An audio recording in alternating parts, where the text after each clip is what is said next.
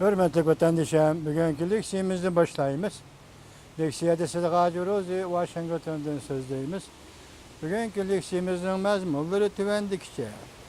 Mesela ahiri başlandı. Çet el kapitali zor külemde cüngodan çekinişki başladı mavzulu haber. Makale 9. ayının 29. günü cüngoğu nazar tor bitidi ilan kılınğan idi. Yani bu makaleni biz sizlerle tanıştırmışız. Abdure Roson. Makale mındak başlandı. 8. 7. aylarda Cungo'nun pol muamele statikisi de yeniden koşulgan bir tür payda oldu. Yani bankalarının qarz berişini statistik qilish türü koşuldu ve bu görsetti ki Cungo'da şirketler bankadan qarz almaydigan bolup mu ve qarz elish iqtidarı yok bulup kaldı. 8. ayda nemaga? 8. ayda gayri pul muamele şirketleri ve organları yeniden koşulgan qarz elish boyunca az uçuraydigan ziyan tartışqa duch keldi. Bunun içinde kısa müddetli qarz elish 100 milyard 172 milyon yuan kemeygen bolsa, o'ttira ve uzun müddetli qarz elish 1 milyard 800 milyon yuan kemeygen boldu.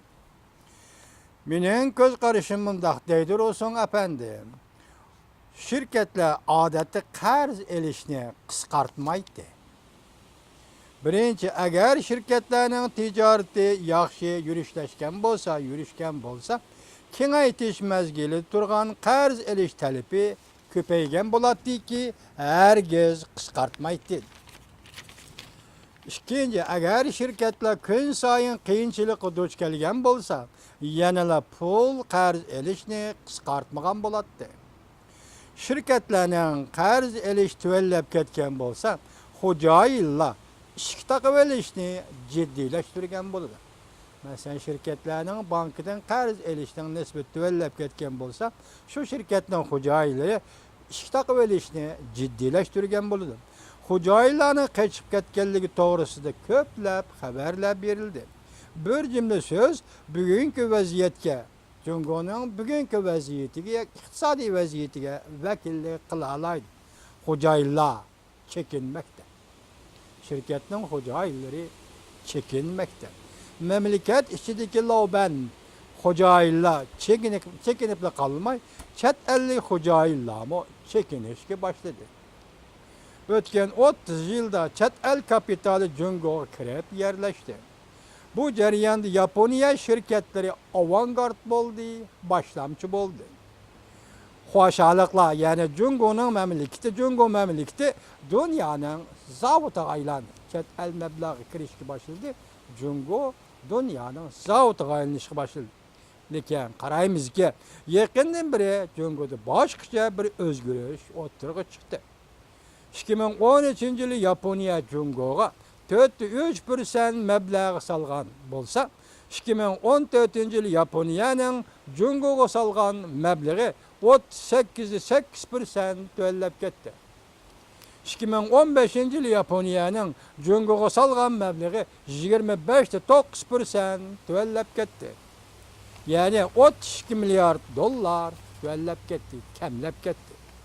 Yakın 2 yıldan beri Yaponiyanın Cungo'da takalgan şirketleri, zavutlarını inçkilik bilen hesaplap görürsünüz mü? Bunu hesaplap tüketelmeysiz deydi. Rusun efendi. Yakındaki bir haberge asaslanganda Yaponiyanın iqtisad sahasından Cungo'nu ziyaret kılış hükümü ümike. Ötkende biz sizlere sözleyeni tok 230 nefer kişiden teşkillengen ziyaret ümike Cungo'nu ziyaret kıldı. Bu ziyaret ümike Cungo'dan soda ticaret muhitini yaxşılaşnaya talep kıldı. Cungo'da iqtisad tövellep ketkenlikten Cungo'dan çekinip çıkışını oylaşıvatkanı Yaponiya şirketleri özlüksüz köpeymekte. Grup buluşup çekinmekte, ümekleşip çekinmekte. Yakından beri chet el meblağ salgan zavutlar takılışga başladı. Çünkü burun Cungo'ga kirgen kapital köp idi. Yukarıkala düşendirip verdi ki chet elli xo'jayinlar ümekleşip, grup bilişip Cungo'dan çekinişga başladı. Şirketlerin serpiyatı örlep ketkenlikten, mesulatının halkaradaki rekabet küçüğü tüvellep gitti. Bu hal hocaylarının Cungo'dan çekinişindeki hareketlendirici koç bulup kaldı. Şirketler Yaponiya ömeklişip Cungo'dan çekinediğen bol. Bu işin ta'kidleşki boludu ki bu intayin zor bir haber idi. Ötken ayda Cungo Amerika zayımını setişki başladı. Bunun sebebi bu arkalık privatne zapas pulunu saklap kalmakçı bol. Şahsi karışımında dedi olsun efendi. Obrot kılgıcı privat ciddileşip kaldı. Bu doğruda artıkça köp sözlüğüm yok. Yaponiya sözgərlərinin ümək təşkillab Cungo'dan çekinişi oңoşluq boluduğanlı bolsa, bir nime degele bolmaydı cümü. Eğer çekiniş oңoşluq bolmasa, Avrupa şirketleri, Amerika Qo'shma Shtatlarının kapitali neme qilish kerak? Kollektiv çekiniş dolqunni şekillendiremdi. Xalqaro pul fondi jamiyatining hisoblashicha, Jungo 2 trilyon 800 milliard ko'lamda tashqi privat saqlashi kerak edi. 3 trilyon 200 milliard ko'lamda 4 milliard dollar kam degan so'z. Agar Yaponiya shirkatlari Jungodan o'mak tashkillab chekinadigan bo'lsa, pul muomala ombirining dambisini yar elib ketamdi qandaq. Ameliyatda bu iş yakındaki harbiy ishlar xabari bilan bir yerden chiqib qoldi. Bu oxirgi abzasga diqqat qiling hurmatli vatandoshim. Amerika Qo'shma Shtatlarla Yaponiya davlat mudofaa ministrlari uchrashdi. Ikki davlat armiyasining birlashib Janubiy dengizda chorlaydiganligini jakarladi. Agar Yaponiya shirkatlari o'ngishliq Jungodan chekinib chiqadigan bo'lsa, privat zapisning dambisi meselesiga duch keldi. Mesela Yaponiya şirketleri çekinip çıkandıkken bunun privat qaytırış ya dollar qaytırış doğru keldi. Şuna bu privat zapisning dambisi meselesiga duch keldi. Onun üstüge Avrupa, Amerika Qo'shma Shtatlarının şirketleri o'chrat turibdi.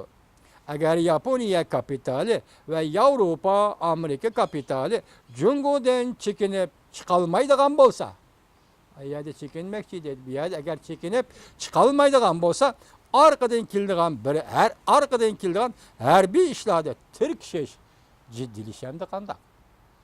Demek bir yerde ihsat meselesi her bir işler meselesi ihsat meselesi münasebeti bulup kaldı. Rosun Efendi'nin makalesi de. Eğer deydi Yaponiya kapitali ve Avrupa, Amerika kapitali Jungodan çekinip çıkalmaydıgan bolsa arkadan kildigan her bir işlerde Türk şeş ciddilişemdi kanda. Her bir işler vaziyetini yamallışıp gitemdi kanda. Mümkünlük intayin zor. Bu birli Yaponiya'nın meselesi emas. Belki barlık Avrupa devletleri, Amerika yani başka devletler şunundaki Yaponiya'nın kapitali meselesidir. Bu yılın ahırgıcı vaziyet ciddilişip gitedi. Ya ki privat ya ki her bir işler. Başkaça tallaşmanın mümkünlüğü yok. Bu yılın ahırgıcı vaziyet ciddilişip gitedi. Ya ki privat, pul baylık, ya ki her bir işler. Bunun başka tallaşmanın mümkünçülüğü yok.